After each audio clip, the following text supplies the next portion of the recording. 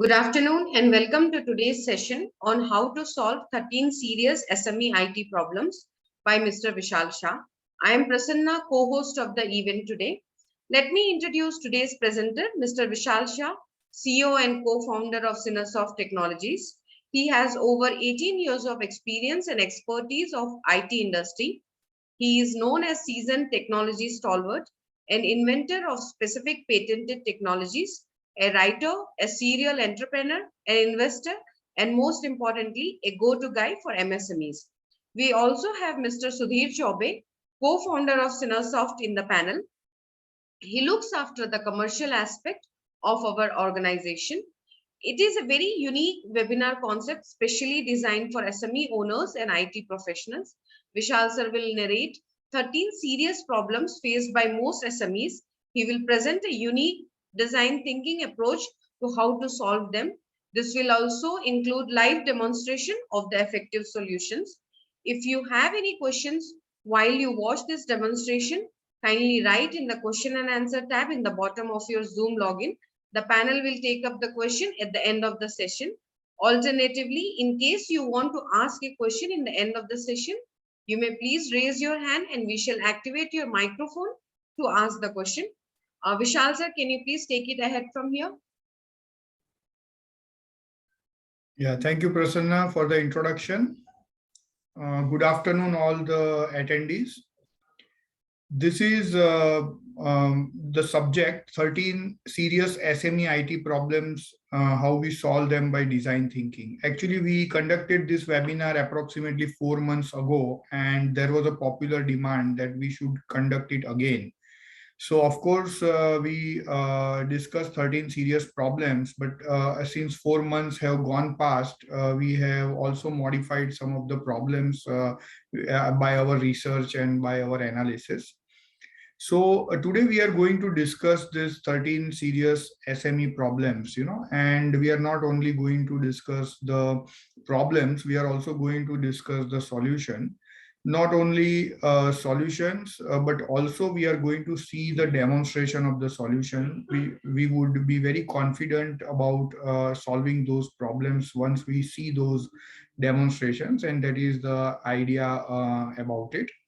So what we are going to discuss today, how we are going to categorize these 13 serious IT problems. So let me give you an idea how these IT problems are documented and how are they defined or categorized. So we are going to discuss 5 serious problems which have a consequences of business continuity loss. So if we face these problems, the consequences we have to face is loss of business continuity for an SME. There are 3 problems which we are going to discuss, which are serious problems and that can lead to competitive exploitation. And there would be 5 more problems which we are going to discuss, which are about standardization of information technology infrastructure in MSMEs. So because most of us do not use very standardized IT infrastructure, we are prone to facing these problems, and they could leave us with very serious security loophole, or we could be prone to some disastrous loss of business continuity. So this is something which we are going to discuss today. We are going to discuss every problem. We are going to have some logic to solve that problem. And then we will see how that problem can be solved, what are the solutions available.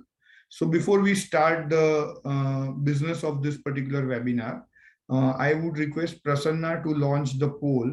I would like to see the composition of the audience so that I can make it more relevant. So I request all of you to please participate in this particular poll.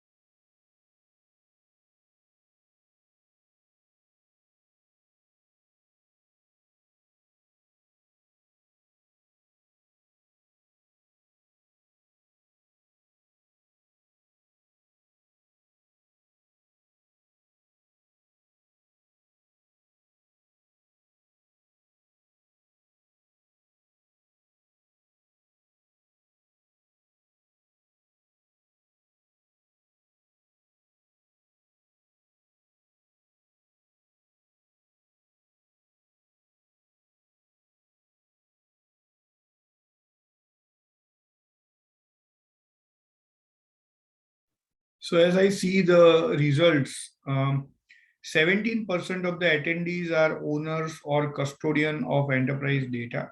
56% of the people are IT professionals managing IT infrastructure in SME setup. And 28% of the people are system integrators or IT consultants helping SMEs.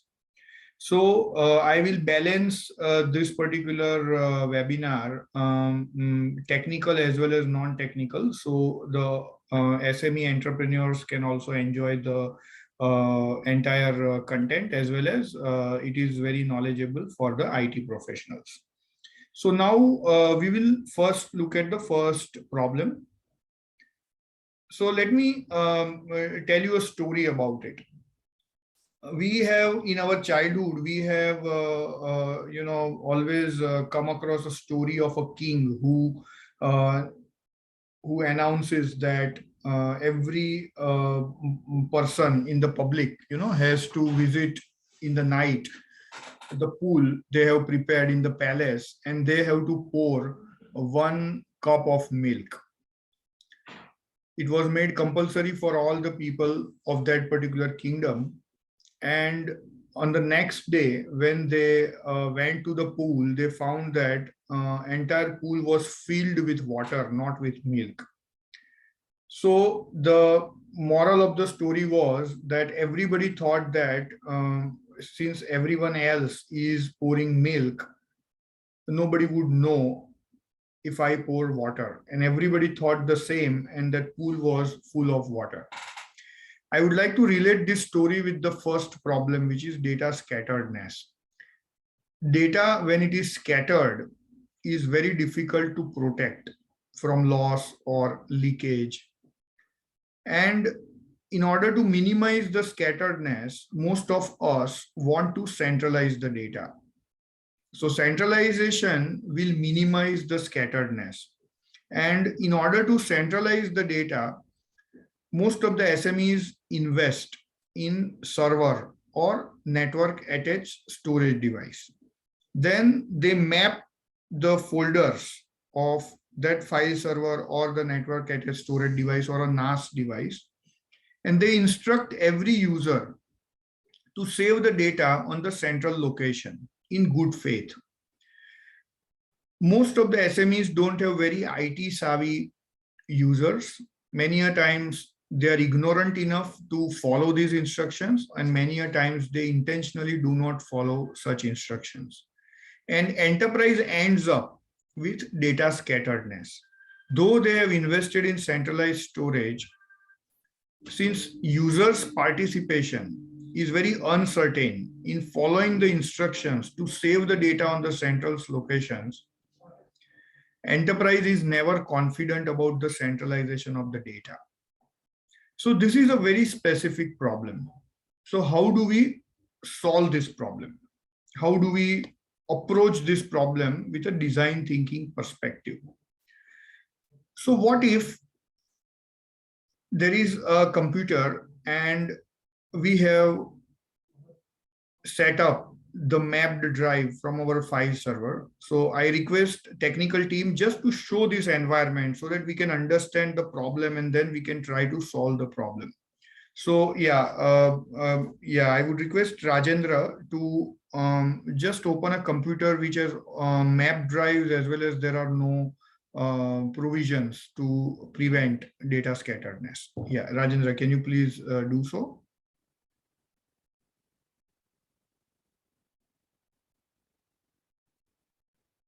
So here we are connecting to a computer, as narrated by me, that when we want user to save the data on the central location, this is how our My PC looks like. Can you go to this PC, please? Our My Computer looks like. It will have all the drives on the central location. These are the drives of the central location, Q, T. These are all mapped network drives. And we ask user to save the data on these mapped drives only. But if you check this, the user also has a liberty to save the data on his C drive or some cloud drive. So when this kind of liberty is there, with the user, when this kind of liberty is there with the user, he might keep saving data in C drive, and that data never comes to a central location, which is invested by the organization to organize its data well, to minimize the scatteredness. And that entire purpose of investment in central storage is defeated. So what could be the solution? How can we solve this? How can we solve it very cost effectively? So what if we don't give choice to the user, and we make sure that user has to save data on the network location? He has no choice but to do this. Now there are two types of users. One who is sitting in the office and who is in local area network with your storage device, and the other user who is working remotely. So we will see both the use cases, and we will see how we can solve this problem. So this kind of problem can be solved by hardening of the computer. Right now, this computer is not hardened. When this computer is hardened, we can control what user can do. We can control what user cannot do. So now we will connect to a computer which is already hardened. So device hardening solutions, there are plenty available. We are also going to see one of the device hardening solution. Rajendra, can we connect to a hardened computer, account executive or kind of computer? So now we are connecting to a hardened computer. So if you see this is a hardened computer, and there can be a hardening agent. The agent which we are using is our own product agent, but you can use any other agent of the device hardening solution. So here you will see B, which is for black box, which is already done. Now let us try to use this computer with some admin privileges. Can you go to control panel? So here you see the device has been hardened by this black box agent, and user has no access to the administrative things, so user cannot make certain configuration level changes in this particular computer. Now let us go to this PC. So now you see you will find those drives, network drives, and you will not find any other drive of this particular desktop. So this user will be forced to save the data on these drives only. Let us try to make one notepad file and try to save it at different places.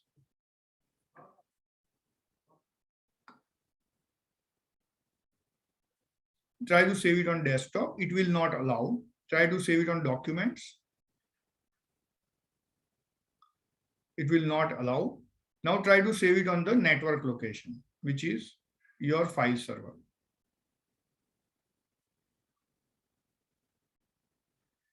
Yes, file server or NAS device. So this is how you have hardened the device such that users are not left with the choice. So this is the first category of the user who is sitting in the network, local area network with your NAS device or with your file server. And here you are 100% confident that all your data is forcefully centralized. Now, what happens if the user is remote and you want to make sure that his data is also centralized? So we can see that. Can we go to a laptop who is remote?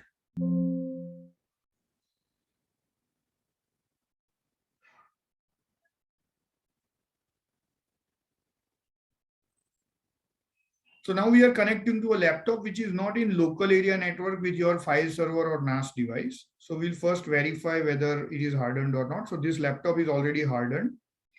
This laptop, because it is hardened, will not have any admin privileges.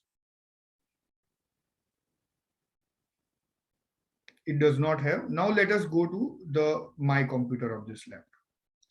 So when you see this, because this is hardened, the user does not have access to C drive or D drive of this laptop. You will see there are network drives. Actually, these network drives are secured folders created by the hardening agent. In this case, it is black box. It could be something else also. And user does not have access to the central storage. So here, what we have done is we have prevented user to scatter the data inside the local hard drive of the laptop, and he is forced to write the data only in the hardened drive, which is on his laptop. Now, what if he wants to use the central storage for collaboration?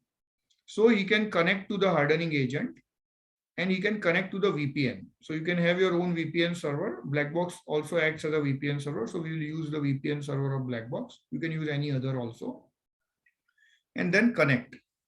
So as soon as you connect the VPN, the central storage would also be completely on. So if the user is offline, he can use these offline folders, these professional Z folders, which are created by the hardening agent, and save his data, or he can work on the network drive directly if he has good internet connectivity, and he can exchange the data in between also. So this is how we have solved the problem of data scatteredness. And that is how we have made sure that user is not left with the choice. Yeah, Rajendra, can you please hand over the screen to me?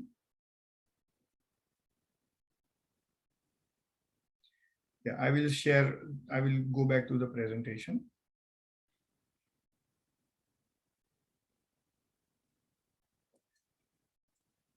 So to summarize, scatteredness of the data leaves us at the mercy of the user's discretion. Data scatteredness can also happen on the laptop, hard disk, on C drive, D drive, whatever. The consequences are low confidence backup. We don't know which places to backup, which data places to backup. There are plenty. Data duplication will also happen because user can save anywhere and he might duplicate the data also. And there would be underutilization of storage equipment because users might not tend to use the central storage. The design thinking derivation as demonstrated was autocratic centralization, where user is not left with the choice. A desktop user who is in the same local area network was forced to save the data directly on the central location, and he was not allowed to save data on the desktop or anything else. Similarly, a laptop user was given one secure drive in his laptop and he was forced to save data there only, of which backup could happen. We will see that in the later part of this presentation.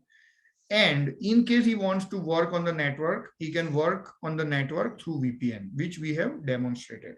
So we have solved the problem of data scatteredness by not giving choice to the user where he or she would save the data. So before we go to the next problem, I request Prasanna to launch the poll, please.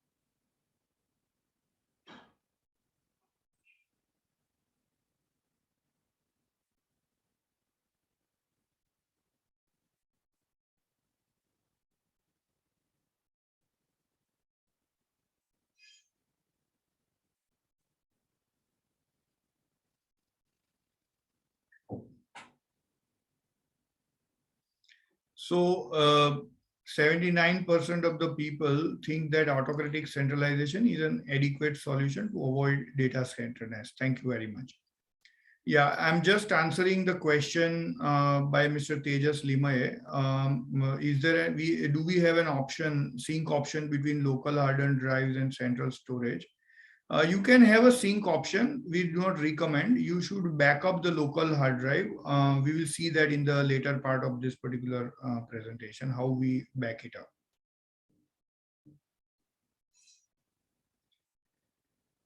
We'll move to the next problem. We'll take the question answer session last, but since this question was specific to this slide, we took it. Then another problem most of the SMEs face is intentional deletion of the data. Many a times when employees leave the company, they delete the data. Many a times, some employees intend to create disruptions in the operations. They might delete the data, and they comfortably do that because when data is stored on the network and that network drive is shared between multiple users, if somebody deletes the data, it is very difficult to find out who deleted the data. So when the user shift deletes the data from the network drive, it is very difficult to identify who has deleted data, and it is also difficult to recover the data. So how do we solve this problem? This kind of problem results into loss of business continuity. Um, it could be a default in commitment at the last moment. You are submitting a project and some user deletes all the data. How can you honor that? And if somebody is doing it intentionally, there could be an impending repetition of the mischief. You don't know when that particular person is in mood and does that. So there are technologies for that. Many file servers are equipped with such technology. We call that active recycle bin. These file servers capture the deleted data over the network. These file servers keep the file operations logs over the network and can help you recover the data, as well as you can identify who has deleted the data. So we will see how. So we would first delete the data from the network by shift delete, and then we will see how we recover the data. So we will log on to a desktop user. Now this desktop user has so many network drives. So we'll go to any of the drives. We'll select the data. We'll shift plus delete the data permanently. Now it is deleted. Now there are two steps. First, we want to recover the data. Two, we want to find out who has deleted the data. So now we will see how. So this can be done by any file server which is having this kind of facility. Blackbox is also a storage and file server, and it has this facility. So we will see how it is done. We have right now used Blackbox to demonstrate this. You can use other file servers also which are capable of.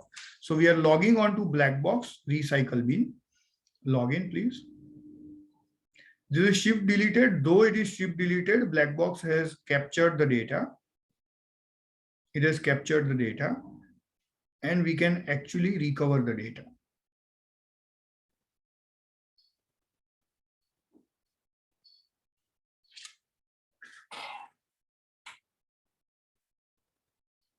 So you find a recycle bin icon here. Yeah, it is there. We'll go to the folder where from the data was deleted.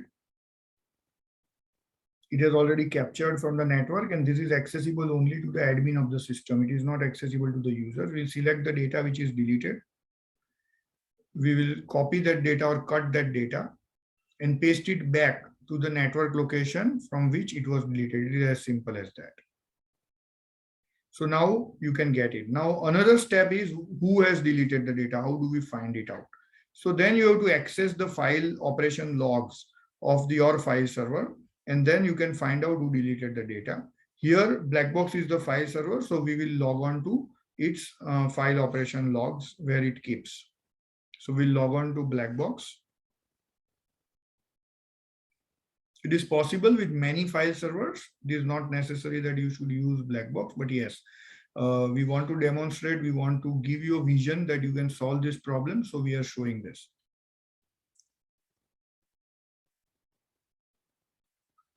File server, yeah, file operations log.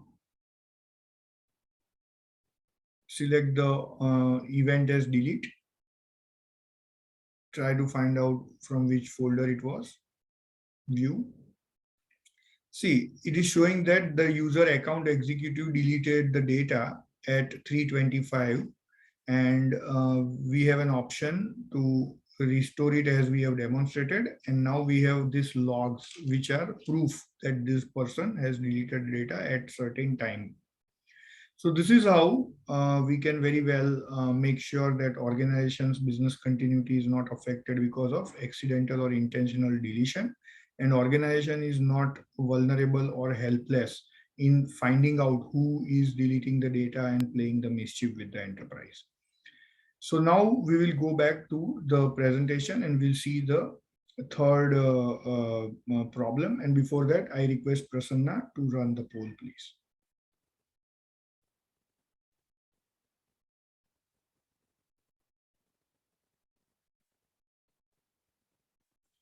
Please give us your inputs to the poll.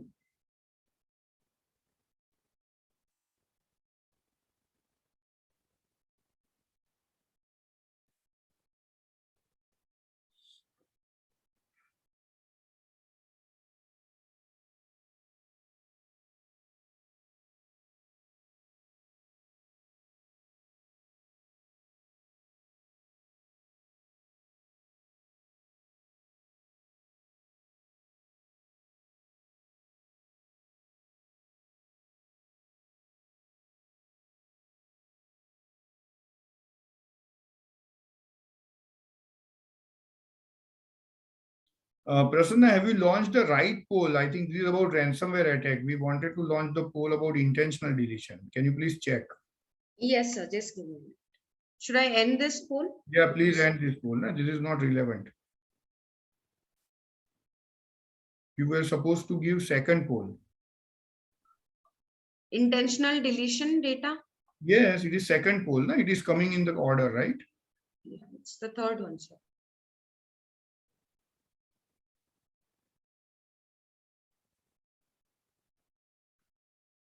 Yeah, sorry. I think Prasanna launched the poll for the next slide. Please give your inputs to this.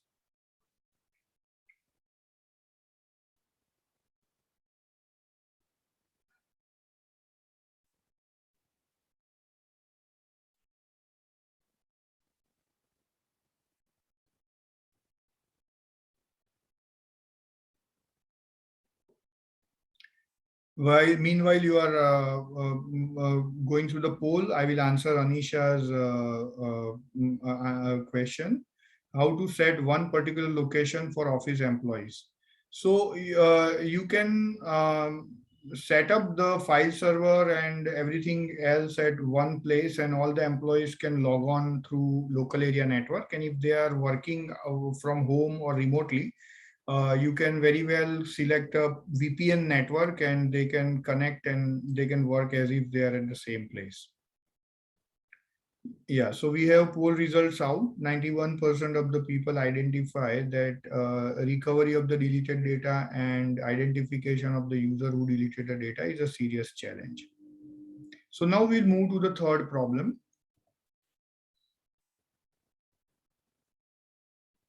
which is ransomware attack. So most of us believe that when we have good antivirus or good firewall, we are very protected from the ransomware attack. But actually, it is not the case. I want everyone to understand that ransomware is identified by the antivirus or by your firewall from their virus or malware definitions. These definitions are updated at an interval. So when a new ransomware is launched or when a new methodology to intrude a network is discovered, most of the firewalls and antivirus take time to understand that, to update their own definitions and push the update to all the deployments, all the endpoint deployments. And this particular time frame can be from 24 hours to as long as 15 days. And this type of time frame window, when ransomware is launched and firewalls or antivirus fraternity, they are trying to find out the solution and they are trying to update their deployments. That particular window is very, very risky time, and that is known as 0-day. So when there is a 0-day attack, firewall or antivirus might skip that particular ransomware and then ransomware might do its job. So what to do? So every organization has to have a plan B. That plan B is, even if we are affected by ransomware, we should be able to recover the data, and continue our business. So firewall and antivirus is a plan A, very preventive plan A. But if plan A fails, you should not land up in a situation that you can't recover your data. It would be disastrous for the business. So here the idea is that how you make sure that you have a plan B, you are confident to recover the data. So in that case, first of all, you should not only take the backup, you should take the versioned backup. So you should have various versions of your data. And you should be very careful and cautious about where you are storing that particular data. If you are storing that particular data on an additional hard drive on your file server or on some NAS device in your network, you are grossly mistaken, because when ransomware attacks, it will also attack your additional hard drives. It will also attack the drives, network drives in your network, and your backup will also be destroyed. So there has to be some solution. So there is a concept of primary chamber, hidden chamber, where there are two memory storages. One memory storage is used by the users. Another memory storage is not accessible from the network.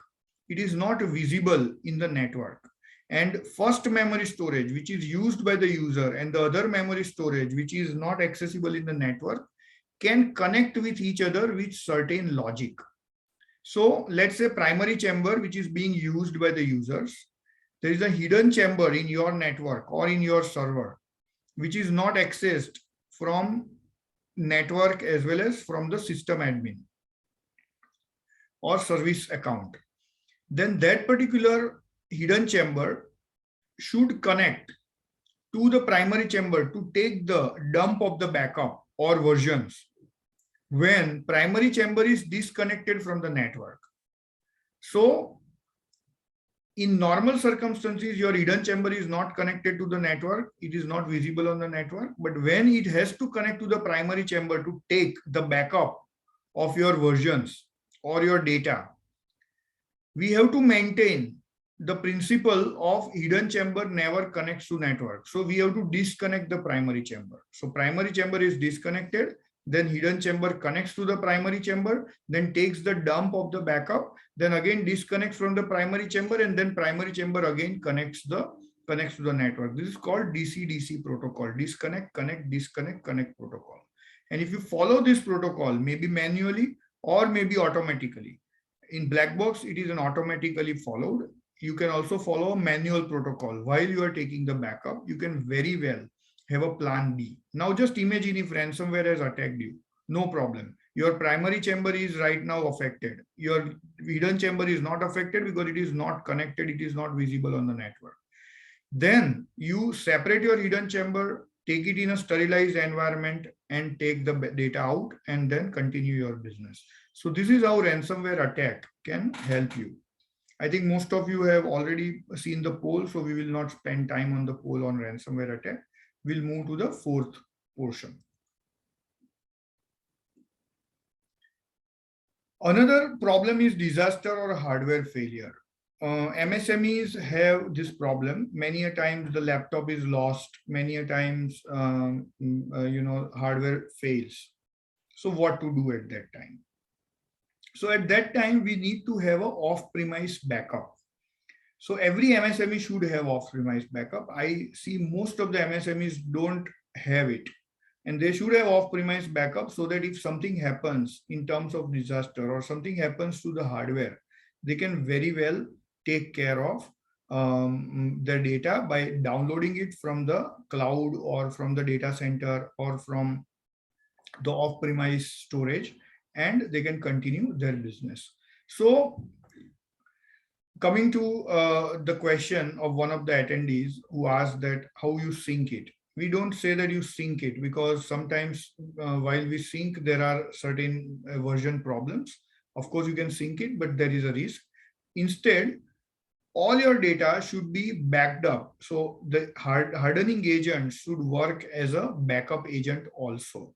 So when hardening agent works as a backup agent, it takes the backup and pushes on your cloud storage. It could be your Amazon, it could be your Azure or Google Cloud, whatever. It could be your Dropbox also. It could be Black Box Cloud also, whatever. But then it push the data. Now there are two very important things. One, it should be configured. Two, there should be a control on it. There should be a report on it. So the whoever is custodian of the data in the MSME should get such report or should have somewhere to go and check the report. So we will see how it works in terms of report. So we will take example of again black box. There are many cloud backup agent who give such a report. You can evaluate them. Black box agent acts also as a cloud agent, and we will see how is the report. Rajendra, can we log on to the dashboard report, please? So all the agents installed on all the computers which are hardening the computers are also taking the backup of the data. Your file server is also installed with such an agent, and it takes the backup, and that backup could be anywhere on your Amazon, on wherever. So now if you see here, you can see this backup.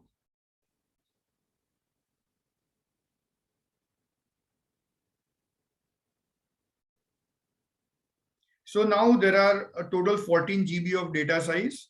There are laptop users, Ankita, Chintan, Shraddha. We see the report. In Ankita, there is an error. Chintan Mehta's report was successful. Can we see that successful report, please?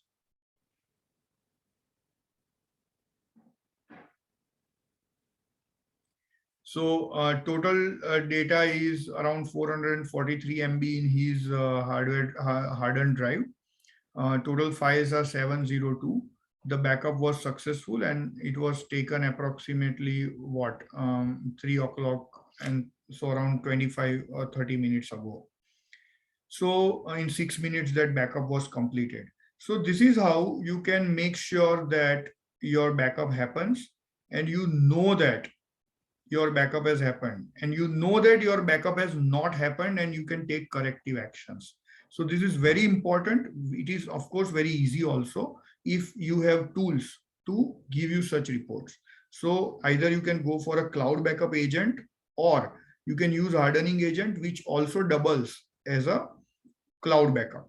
So black box agent doubles as a cloud backup also, and it gives such a report, and it gives such a report on the email, as well as you can have such login, and you can log in also. Yeah, Rajendra, can you hand over the screen to me, please? So now we will launch the poll. Prasanna, can you launch the poll which is related to this disaster and hardware failure?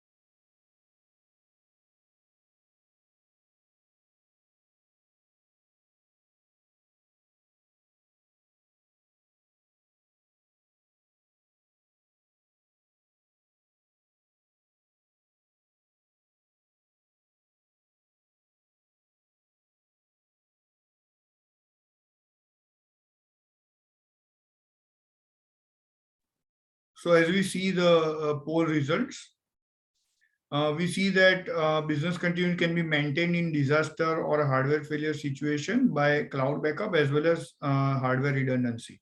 So yes, I missed out this. You should have a file server which is redundant. So if one file server fails, another file server automatically takes over. So such high availability file servers are available. You also have that option in black box. So now we will move to the next part. We can stop sharing this poll. So what if the laptop is lost? So again, coming to the same point, when you have restricted the laptop hard drive and limited one simple hardened drive for users to save the data, we know that all his data is there, and that data can be mapped with the cloud backup agent or a device hardening agent which doubles as a cloud backup agent. And then that data is backed up on the cloud or data center. And then you are sure that this data is available, even if that laptop is lost. Your data, because it is a secured hardened drive, encrypted drive, your data is not leaked, and you can very well download the data from the cloud, just like we saw it for Chintan Mehta. We can easily download the data and set it up on the new laptop. So we can very well take care of laptop loss by having such a strategy. Prasanna, can we launch a poll pertaining to laptop loss? It is already done. Okay. Now it's already done, sir. Yeah, we'll move to the next part. Now, another problem is data theft over USB. I would give you an example. I met with one very renowned architect, and he shared with me that, because of some very silly reason, they got blacklisted from French government for a project. Blacklisted from a French government for a project. And let me tell you the story behind that.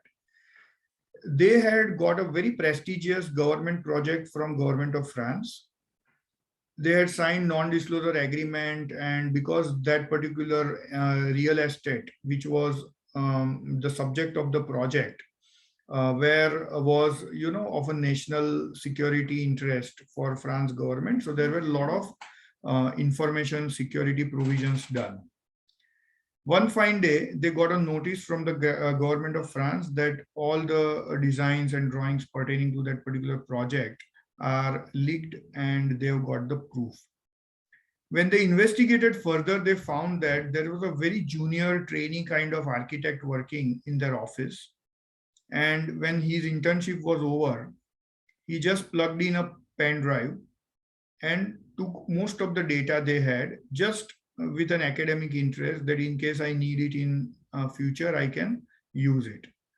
And then might be because he was looking for a job, he started applying with many architect firms, and where he was claiming that he has worked on that project. And just to show off,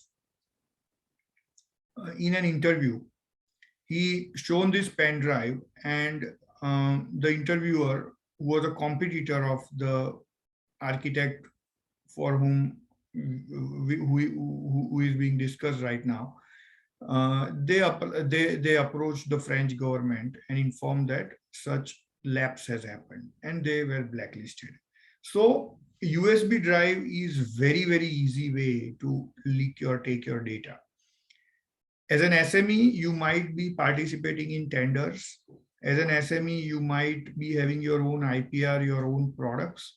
As an SME, you might have signed such non-disclosure agreement with your customers. And if any of your employee, if any of your insider take away your files over USB, what do you do? So here, there are so many endpoint controllers you should use.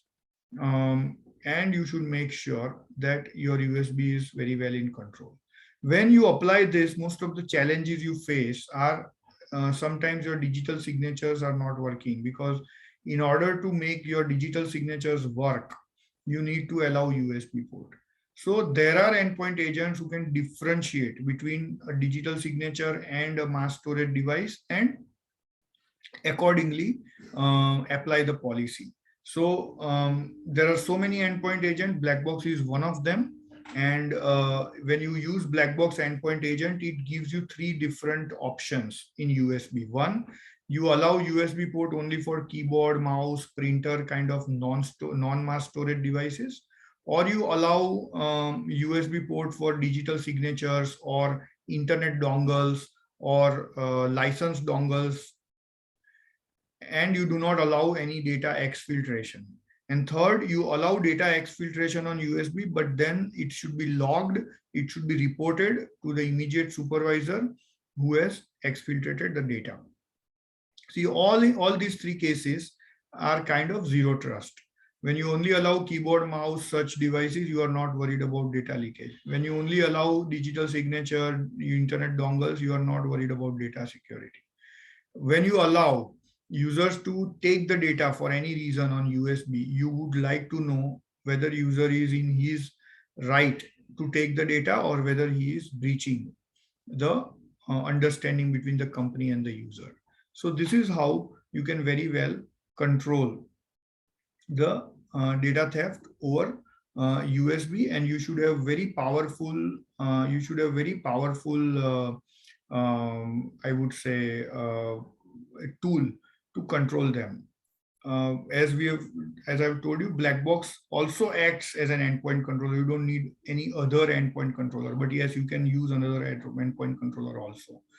Prasanna, can we launch a poll about USB, please?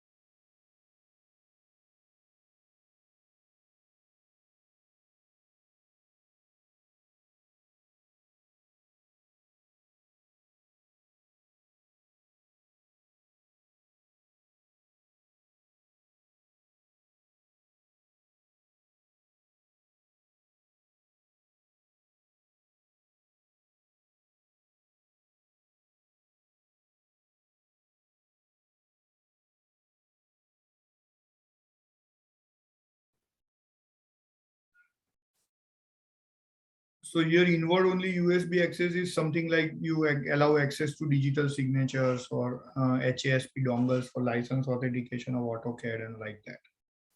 So if we see the result that essential system to stop data theft over USB requires 50% say that non-mask storage device control, 48% inward only, and 64% outward with usage report. So all these you get in black box agent, as well as you can find out many other agents can also give such facility. We'll move to the next problem. Data theft over email attachment. This is very difficult. You have to give users a lot of liberty to access email systems. At the same time, it is very difficult to control that. So the problems are, you don't have vigilance. Sometimes you allow users to use Gmail and like that. So first thing is you allow users to use only your corporate enterprise email ID only. The hardening device can ensure that user can only use your corporate email ID. He cannot use any other email IDs. So for that purpose also hardening is required. You can harden your devices such that. So black box hardening agent, which we saw in autocratic centralization, works also on the email system and make sure that you can use only your enterprise email system, nothing else. What you do is, now let's say you have 50 users. If you check their job profile, you would want them to use emails as per their job profile. Now, there are two ways to prevent data theft over email attachment. One, always be in a monitoring mode. Be in a monitoring mode. You can't do that. So, the another approach is control the majority so you don't have to monitor them, and then monitor only those whom you cannot control. So let me give you an example. Let's say you have 50 email users. You know that out of 50, 30 of the email users use their email system only for internal communication. Then you have a layer between your email host and the user's Outlook or browser, such that you have a policy that these 30 users cannot send mails to any other party other than your own company.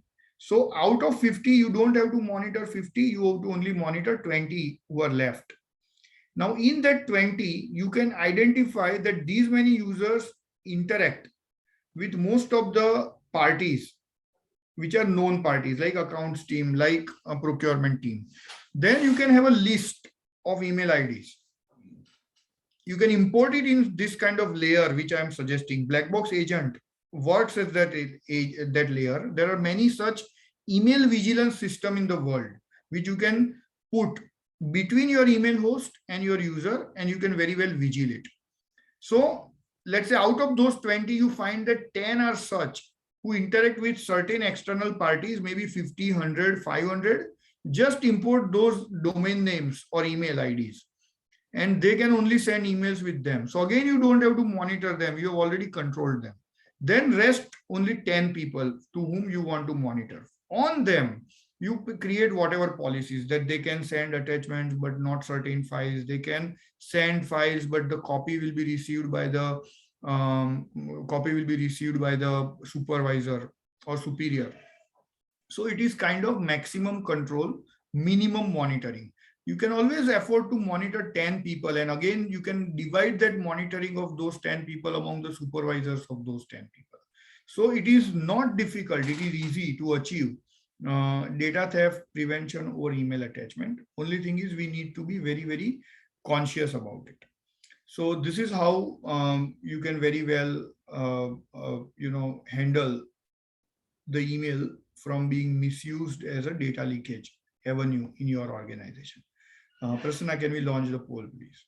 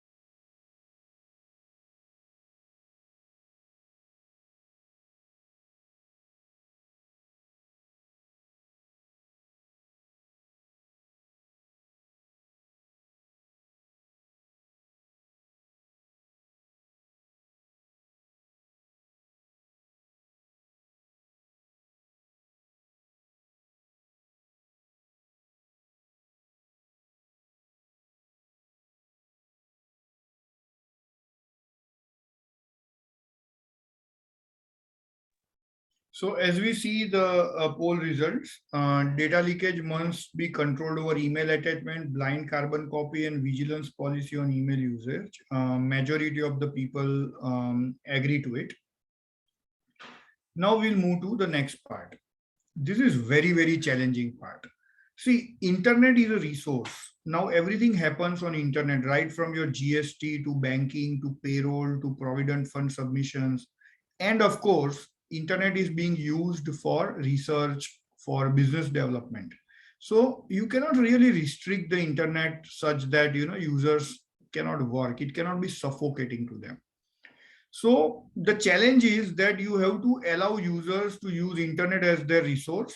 At the same time, you don't want internet to be misused to be major data leakage point. User can just upload everything on a Google Drive or personal drives, cloud drives. At the same time, you cannot stop user accessing unrestricted internet for the research or business development. So here, there has to be a solution. So there are many endpoint solutions which offer this solution that is called automatic data isolation technology, which senses the internet session and isolates the data. So we will see how it works. Rajendra, can we go to the happy hours demonstration, please? So what we will see is that a user requires internet for doing his job. User requires internet for doing his job. At the same time, enterprise wants that internet to be restricted so that it is not misused to steal the data. So here, right now, we have hardened this device and we have made that particular provision that in internet cannot be misused and internet is available, both. So we will see how. So let's say first we go to this PC. Now here you see all the drives are available, designs, projects, everything is available. We are worried that user might take this data on internet. What to do? So while these drives are available, this particular hardening agent has restricted the internet. Now we'll go to the internet. We'll try to open hdfcbank.com, which is not restricted by the hardening agent. Hardening agent is configured such that HDFC Bank should be allowed. Now try to open dropbox.com. It cannot be. So this hardening agent is sensitive that, okay, right now all the data is being accessed.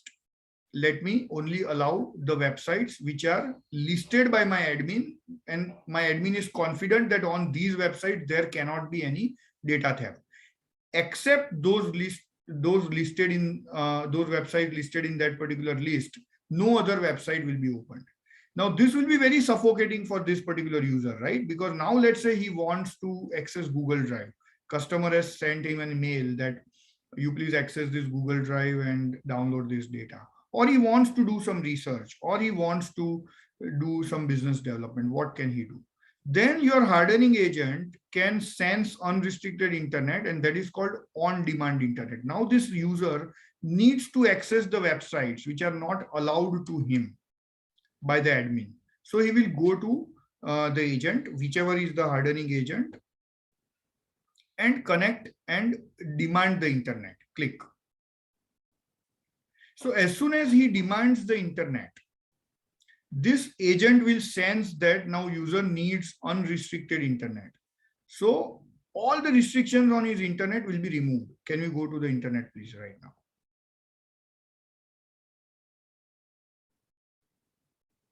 Go to dropbox.com now.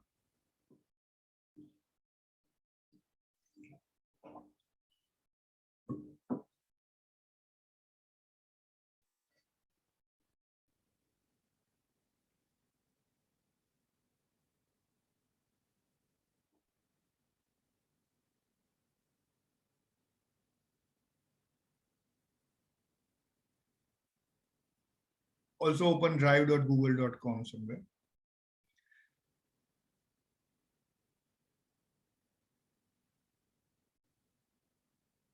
So you have Dropbox and drive.google.com, both are opened now. So this particular hardening agent has removed all internet restrictions. What is it has done with the data? Let's see that. Let's go to the data part now, file data part.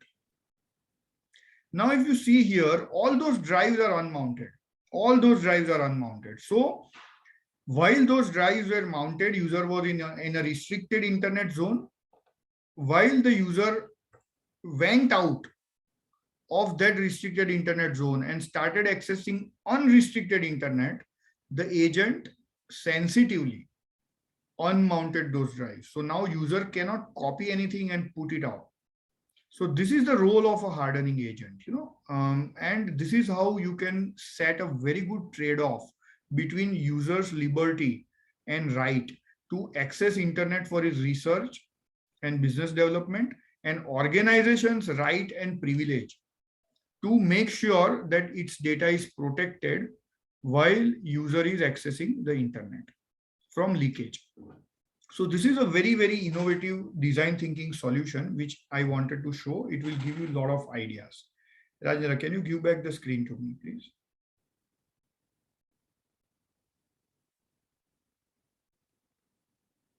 Yeah, Prasanna, can we run a poll on this internet? We would like to know everyone's feedback on this. So it was like a room which has two doors. One door opens to internet, another door opens to data. When you open the door to data, door to unrestricted internet is locked. When you open the door to unrestricted internet, door to data is locked, and window to restricted internet is only open.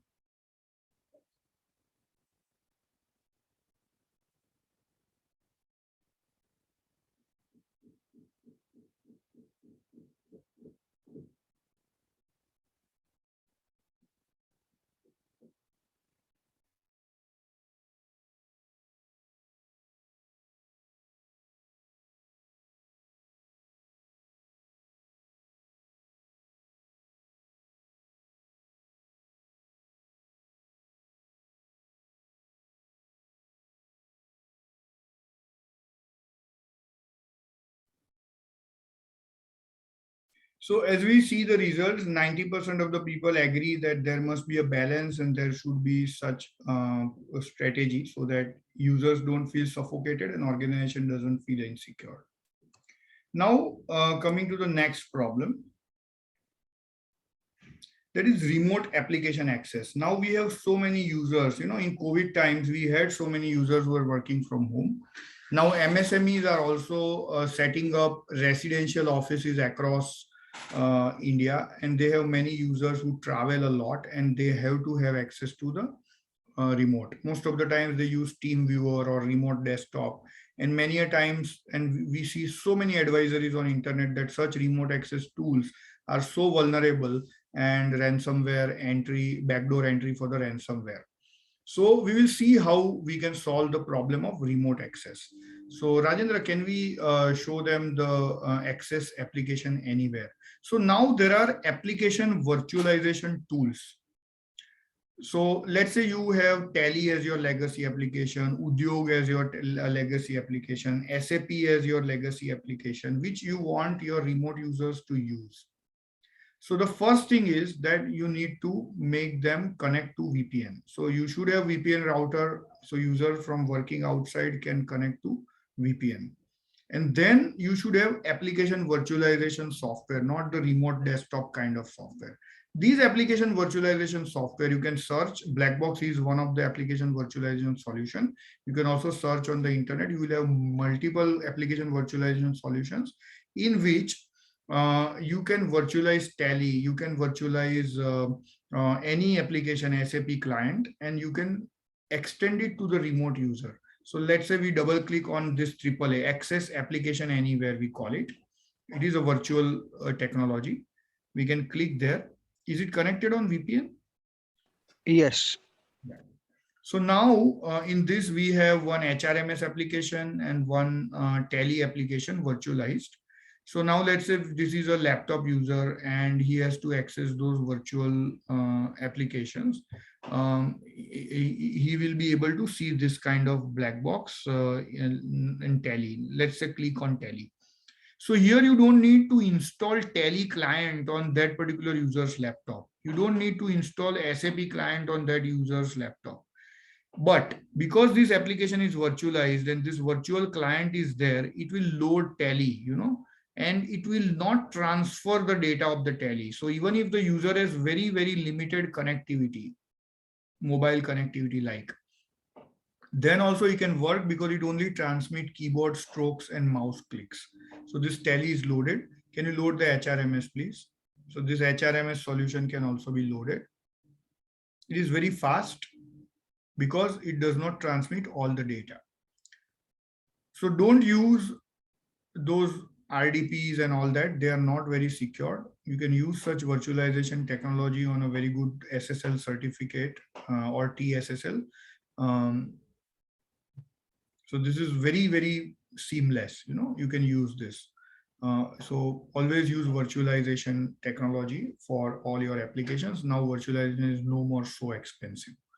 Yeah, Rajendra, can you give back the screen to me, please?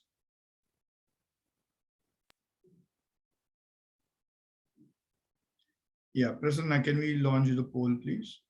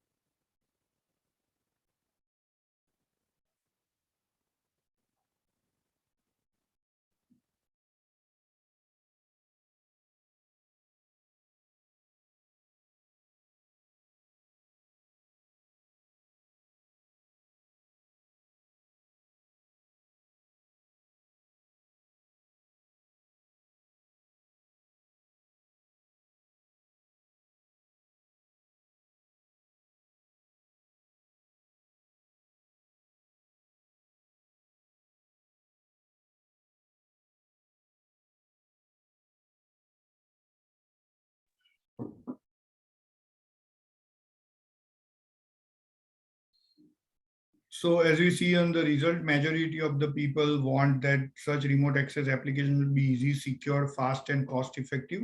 Many of us don't even know that even remote desktop costs a lot of money. Terminal, server, client, and a server license has to be there.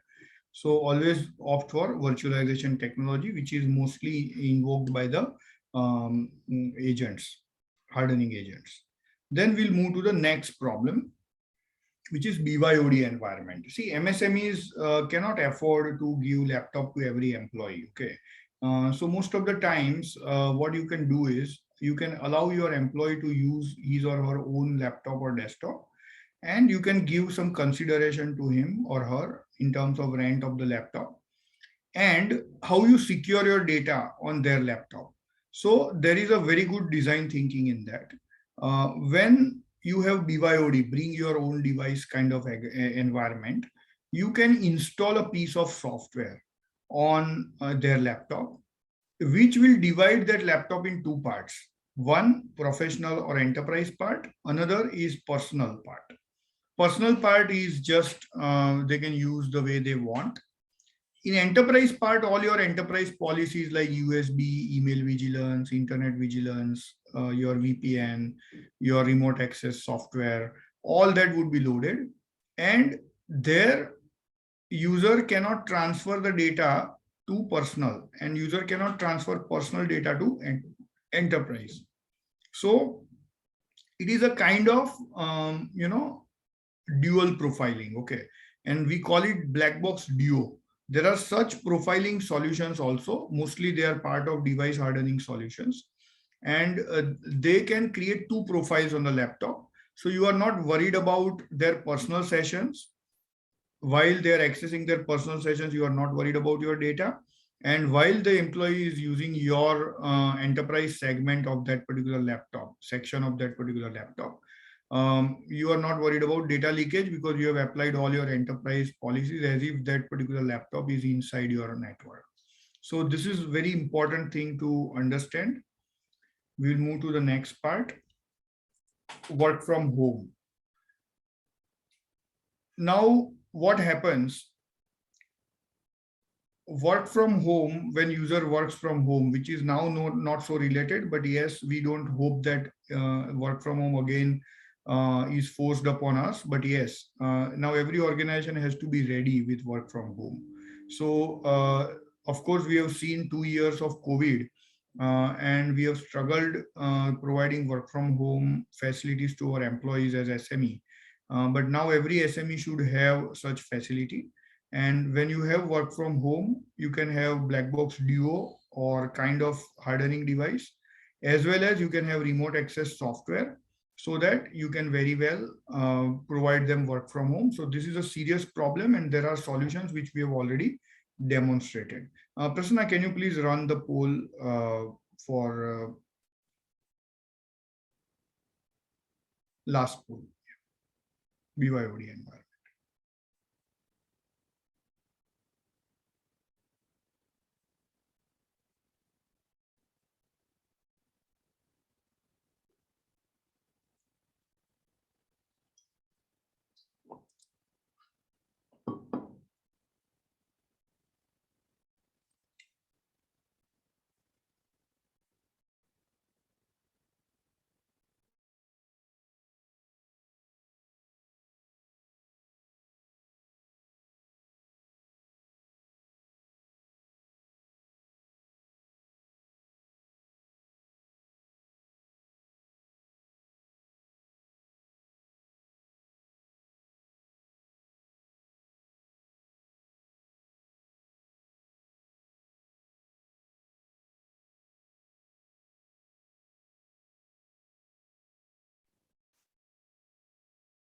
So as we see the results, while employees working from home or BYOD, we should only take the backup of his enterprise profile, which can be possible in dual profile. In one profile, you have backup agent. In another profile, you don't have backup of agent.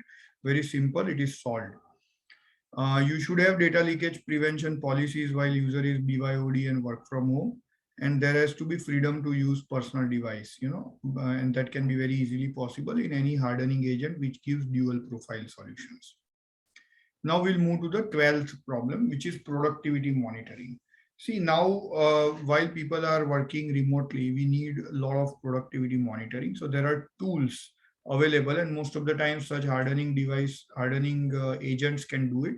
They can capture the screens randomly of the users working hours, of course with their consent, and then it uploads on the central device. So in case we want to monitor the productivity, we can very easily monitor the productivity. Playback office module, we call it, is also part of black box hardening agent. You can also have so many such solutions you can install. And the third problem is enforcement of standard IT policy. So how you can do that? So in order to do so as an SME, you cannot go for multiple agents. One agent does USB, another agent does email vigilance, another server does file server, another server does domain controller, another server does mail system or backup, or a NAS device provides storage, or an agent does this deletion recovery or ransomware protection. So you need IT in a box solution, which is just one box. It has all your policies, and there are so many IT in a box solution. Black box is one of such solutions in that category. We are recently reviewed on Capterra Gartner, and you can see those reviews also. So there are so many IT in a box solution designed with a view of MSME. If you are a large corporate, you can have multiple IT systems: file server, mail server, backup system, storage device, domain controller, endpoint controller, productivity monitoring tools, so many things, VPN, all that. But as an SME, we cannot have so many systems to manage. We cannot deal with so many vendors on day-to-day basis, and we don't have very competent IT help many a times fully available to us on full-time basis. So we can think about IT in a box solution, which acts as multiple functions in single hardware, single software system. Black box is one of them, and you can save licensing cost, you can reduce the complexity, you can make it very simple, and you can implement uniform policy. Most of these IT in a box solutions are designed with compliance perspective also. So when you implement them, you also comply with whatever are your customers' expectations in terms of information security and data protection. So these are the 13 problems, which we wanted to discuss, we wanted to tell you, and, we wanted to show you some available solutions. So I think I'm done with these 13 problems, and we can take up a question answer session. I'm reading Mr. Limaye's question. One more aspect is guest network. Most of the times, the customers visit the enterprise office for some discussion, reviews, and inspections, etc. They need to connect their laptops and devices to enterprise network. I have seen many enterprises simply allow them to connect directly to enterprise network. We normally cannot install any agent on their device, so a physically or logically separated guest network is an option. Do we have any other effective solutions here? No, this is the most effective solution, sir. And let me promise you that next time when this webinar happen, it will be 14 problems for SMEs, and we are going to cover this guest networks by your credit. Yes, this is a problem, and many a times when a visitor is connected to enterprise network, and due to lack of monitoring at the SME level, many a times their network get infected or vulnerable. So this is very important. When SME has a conference room or such a meeting room where they are allowing guests, there should be a Wi-Fi router, there should be a different internet connectivity, and it should never connect to their network or their devices. Yes, extremely good suggestion, Mr. Limaye. Thank you very much for that. Yeah, any other questions, please?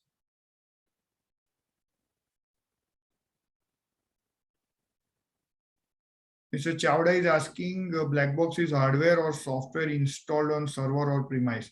Black box is a hardware which acts as a storage if you are installing it in on-premise. You can also install the black box on cloud. It can be virtual. So both the options are there. Black box can be on-premise as well as on cloud. In which situation you should have on-premise and in which situation you should have a cloud? Let me explain. In on-premise is required when you only have single office. Or you are using very heavy software like SolidWorks or AutoCAD, which cannot directly transmit the data on cloud very quickly. If you want to install it on the cloud, yes, you might have multiple operations or multiple people working from different locations. You can very well deploy on the cloud.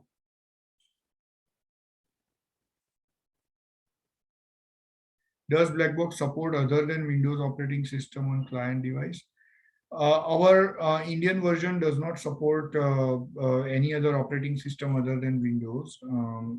So right now, in a black box which is there in India, only supports Ubuntu, only support Windows, no Ubuntu, no Mac.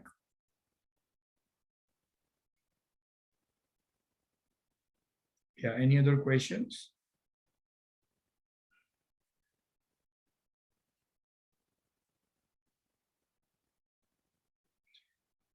Just for everyone's understanding, we are going to have Maker's Take webinar next Thursday on 23rd of June. I'm going to take that webinar and I'm going to demonstrate a lot of features of Blackbox. In case you are interested, you can please join that. It is there on our website. You can very well register. Mr. Yogesh is asking, can the shared drives support design software like Illustrator? Yes, very good question. See, when there are software which generate very high volume of the file data, when they are being used on the network, they are very slow. And many a times that's the reason users are, reluctant to work on the network on such software. So that can be solved by the hardware. So nowadays you can go for a multiple multiple aggregated links on your storage device, and you can use NVMe to cache your network traffic.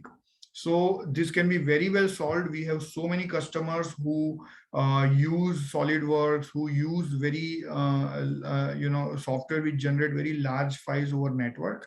But those black box are super powerful with multiple link aggregated network interfaces, as well as with NVMe caching of, let's say, 1 terabyte or 500 GB. So all that network traffic is immediately stored, on those NVMe, and there is a controller which transfer the data to the enterprise media, and that is how it works. So basically, yes, you can very well use these devices. Mr. Lima asks, keeping technology aside for a bit, I think one more thing enterprise should do is information security awareness programs for its employees. There are cases where security events happen not by intention, but due to lack of awareness. I fully agree. And let me tell you, sir, we are taking a lot of initiatives to create such awareness. And let me tell you, we are engaging professional actors, professional actors and professional cinematographer and cinema directors to create the short movies, where such problems are explained in very, very simple manner, just with a story perspective. So I request you to check those videos, and in case you find you have any concept and you want such a concept to be, covered in that awareness program, you can please tell us. We will write a script on that. We will engage and we'll produce that movie. Till date, we have produced almost 25 movies and short movies, and that talks about such problems in a very layman language, and that is acted by the human beings. No such presentations or slideshows.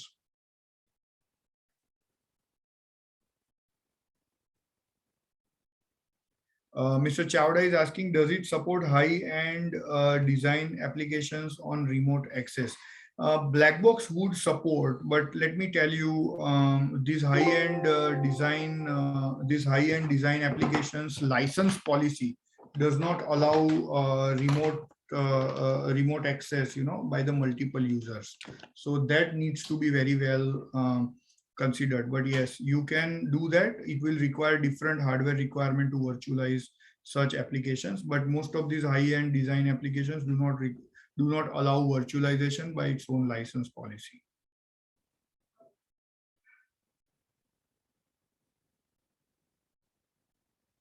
Mr. Batra, you will get recording. Prasanna will, give you, email you the recording link. You can very well check that. You will get the recording.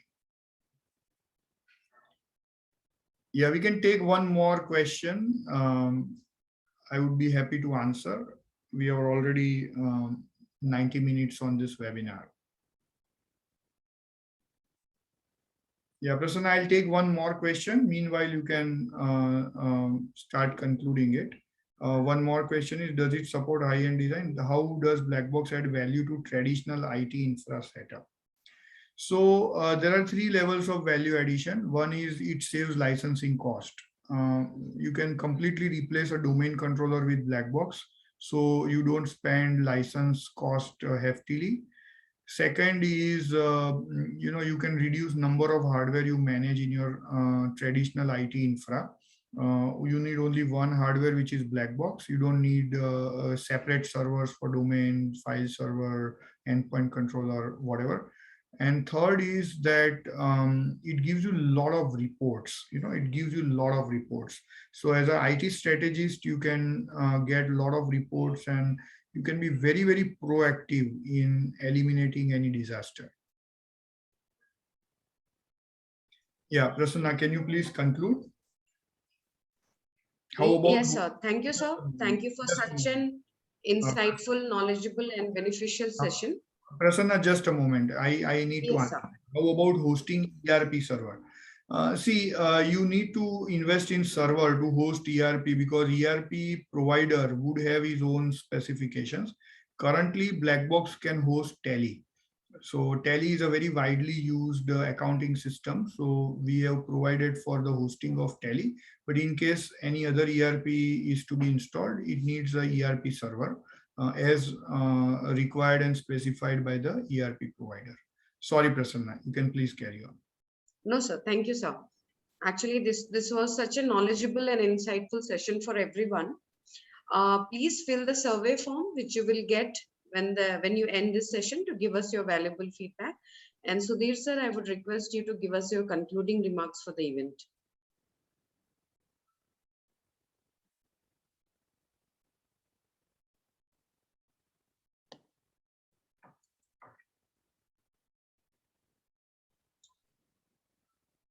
Sudhir sir, you are on mute. Yeah, Prasanna, thank you. Thank you, Vishalji, for covering this session. You have taken care of almost all the challenges and the pinpoints which organization should take care. Our poll surveys also says that like 80% of the people feel that autocratic centralization solves the purpose. Similarly, like 90% of the people believe that there are so many challenges how to identify the user who has deleted the data. Similarly, on pen drives, emails, all these challenges needs to be taken care, and we are able to address that. Thank you all the participants for sparing this time and for your question answers that we have been able to extend to everyone. We would be happy if you have any further queries. You can drop email to Prasanna. Our local connects will get in touch with you to take further your inquiries and questions and any knowledge that you are looking for. Thank you, everyone. Thank you all the attendees for this spending time with us. Thank you very much. Thank you.